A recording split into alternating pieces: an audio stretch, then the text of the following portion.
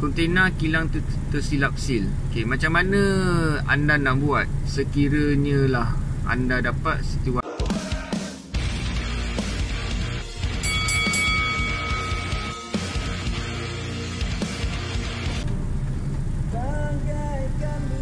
Okey, Assalamualaikum. Kembali ke channel Awana Jentera Perang. Abang pergi berjuang dulu sayang. Sebelum tu bantu saya tekan butang subscribe, like, komen dan share YouTube channel Awal Hanan. Okey, moga bermanfaat untuk anda semua. Video kali ni adalah video fakta. Okey, dah lama saya tak buat video fakta Okey, jadi video fakta kali ni adalah video fakta tentang kontena tersilap sil. Okey, kontena kilang tersilap sil. Okey, kontena kilang tersilap sil. Okey. Video ni saya harap bermanfaat untuk anda semua, okay, yang baru nak berkecimpung dalam dunia kontena. Okay, saya harap video ni dapat membantu untuk menyelesaikan masalah anda nanti. Okey, kontena kilang tersilap sil. Okay, macam mana anda nak buat sekiranya lah anda dapat situasi macam ni? Okay, okay, macam mana anda nak atasi masalah ni? Okey, pertama, masa anda dapat gate pass tu, okey, sebolehnya lah sebolehnya anda check dulu gate pass anda. Okey, check dulu gate pass anda, pergi kat belakang, anda tengok sama tak seal anda dengan anda punya gate pass. Sekiranya lah tak sama. Okey, sekiranya tak sama, kalau anda ada gate pass lain, maksudnya ada yang kontena lain boleh eksport, anda tukar gate pass lain, anda ambil gate pass yang lain pula, kontena yang lain. Sama juga anda check. Okay, lepas tu dalam masa yang sama, yang gate pass yang anda tengok yang seal dia tak sama tu, okay, seal yang tak sama tu, anda boleh beritahu kat kontrol anda.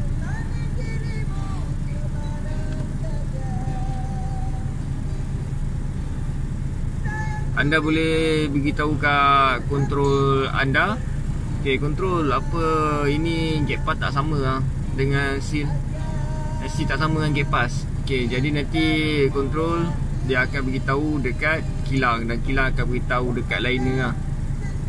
Okay, tu pulang pada dia untuk dia lakukan perubahan ke, dia potong seal ke, atau dia KM dalam sistem baru ke, pertukaran seal. Yang penting anda kena beritahu. Okey, anda jangan apa, kalau anda dah tahu gate pass anda tu tak sama dengan seal, anda sahur juga. Okey, risiko bagi anda lah. Okey, risiko bagi anda apa saya katakan. Okey, risikonya nanti bila anda dah sampai kat port, benda tu akan jadi rumit. Okay, benda tu akan jadi rumit. Anda akan tunggu 2-3 jam. 2-3 jam. Okay, lagi lah ada lebih baik kalau anda beritahu awal. Okay, contohnya lah okay, lepas tu contoh yang kedua pula, kalau gate pass tu tinggal satu je, saya nak buat apa bang? Okay, kalau gate pass tu dah satu, awak tak boleh buat apa-apa lah. Okay, kontena yang awak dapat tu, okay, kontena yang awak dapat untuk awak lakukan ekspor tu, okay, awak dah check, tiba-tiba memang alamat seal tak sama.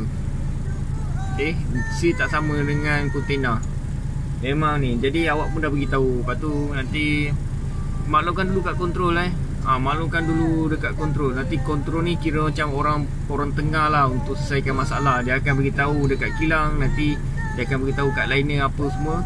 Okay, lepas tu dia dah dapat info, kontrol akan beritahu. Lepas tu nanti kontrol awak akan cakap, bang tunggu jap bang nanti orang kilang datang. Okay, lepas tu dalam masa yang sama tunggu orang kilang. Harap-harap cepat lah. Tapi kalau boleh awak follow up dalam 10 minit, 15 minit, follow up balik dengan kontrol macam mana orang kilang tak datang okay, nanti kontrol follow up. Lepas tu dalam masa yang sama, yang penting kena masing-masing kena bagi kerjasama yang driver, kontrol dan yang kilang dan liner apa semua kena bagi kerjasama Okey, jadi dalam masa yang sama, kalau nanti tiba-tiba okey orang kilang datang, nanti orang kilang dia akan bagi keputusan dia. Awak follow, kita sebagai driver kita kena follow je apa yang keputusan kilang. Kalau dia kata bang saya nak potong hasil, okey tak apa dia nak potong lah. Tak pun bang tak apa, kita seal ni booking dia ada yang sama bang, kita cuma tukar seal, tukar sistem. Booking ni yang seal ni pergi ke yang kontainer ni, yang ni pergi kat ni. Itu urusan dia dengan liner lah, sebab itu boleh setting. Okey, jadi kalau misalnya dah siap apa semua, dia kata dengan anda, okey bang dah boleh keluar. Okey, dah boleh keluar, dah boleh kilang. Okey, lincahkan dua. Awak jangan terhegi-hegi, awak jangan macam ya ke betul lah, tak apa saya nak tunggu lagi lah. Tak payah, jangan cari pasal. Okey, kalau benda dah okey terus gerak terus. Okey, dia kata contoh ni lah okey, dia kata dengan anda, okey bang dah boleh ni, kita tak potong seal, kita cuma sistem. Okey, kita cuma tukar sistem seal je. Yang kontainer ni pergi kat ni, yang ni pergi kat ni. Itu urusan dia. Okey, urusan dia dengan lainnya, sebab tu barang dia. Lepas tu dalam masa sama, awak pula kalau dapat, saya tegaskan kalau awak dapat situasi macam gini, dah tahu seal tu memang tersilap, awak sebagai driver, awak jangan sewenang-wenangnya lah Okey, sewenang-wenangnya awak main kata, awak potong seal. Okey, jangan. Itu bukan hak kita sebagai driver.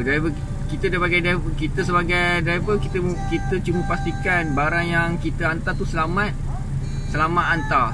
Okey, selamat hantar dia. Okey, selamat dihantar. Okey, untuk bahagian C ke apa semua, itu tanggungjawab kilang.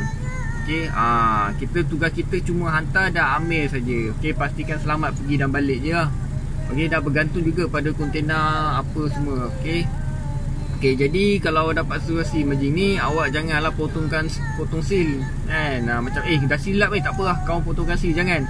Selagi belum dapat gilat daripada kilang, jangan. Yang paling penting, kalau kilang minta awak potong, awak pun jangan biar kilang yang potong.